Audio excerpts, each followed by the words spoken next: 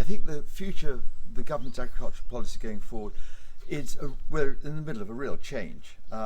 We've got COVID, which is obviously impacting now. We've got Brexit, and the environment seems to be the message. Obviously the NFU was talking about food security, and the agricultural bill hasn't included that.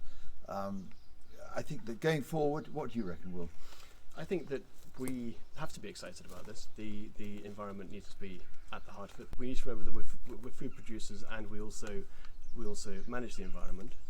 The environment is obviously increasingly important to everybody, and we need to work together with all stakeholders in the countryside to deliver both food security and a thriving environment.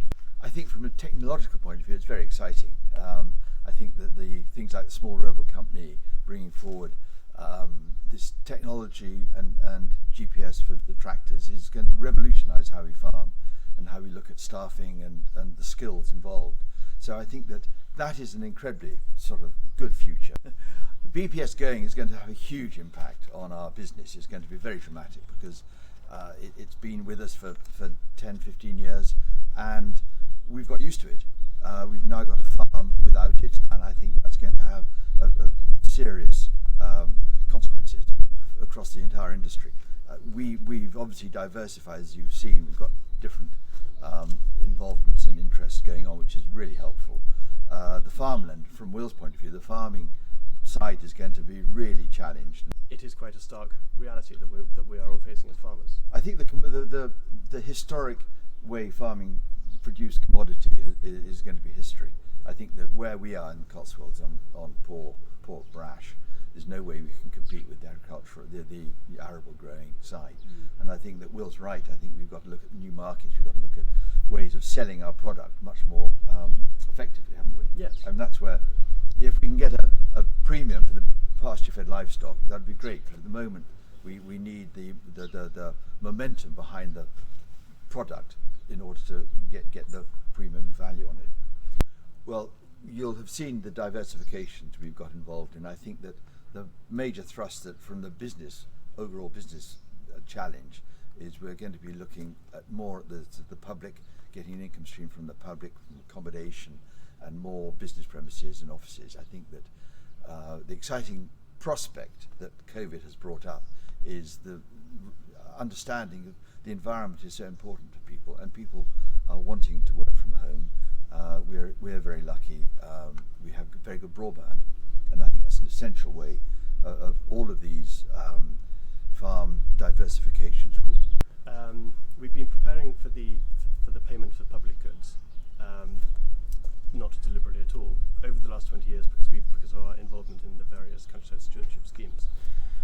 Because we have been involved in them for such a long time, we've created huge habitats around the farm and the countryside for insects, birds, and everything that we've been asked to do by Natural England.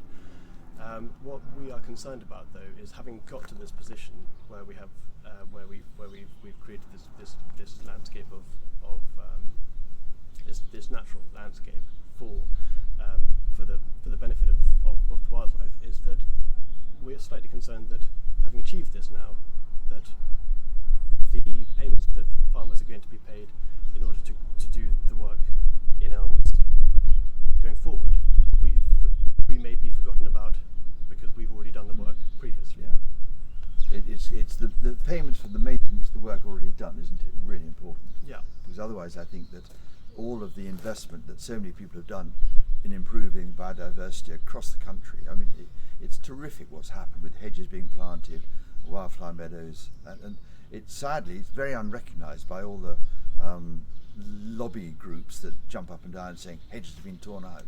But thousands of hedges, miles of hedges have been planted. On the public goods, I think that one of the worries is trying to have that balance with the public, where they see the public payment going into the farmers, and they begin to take ownership of the result.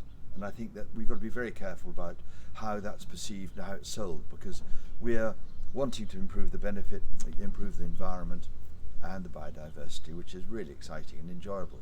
and we all get a thrill out of it.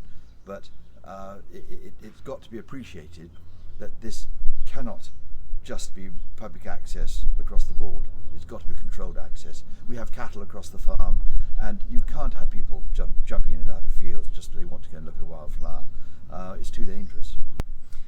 I think that we have to be optimistic about the future. We are, as a business, we are tightening our belts. We're doing all sorts of cash flow and expenditure analyses, and because we need the business to be in the best possible position to prepare for whatever government policy is decided, whatever legislation is published by government.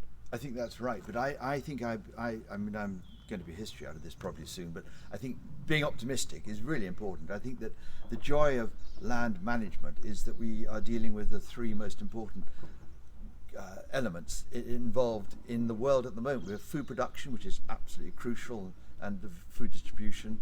We're dealing with the environment, and we're dealing with the soil. And I think the recognition of all these three is going to be paramount to how we operate businesses going forward. And I think that it gives us all an opportunity to change what we've done, and to leave everything that we have invested in a better position than it was probably 10 years ago.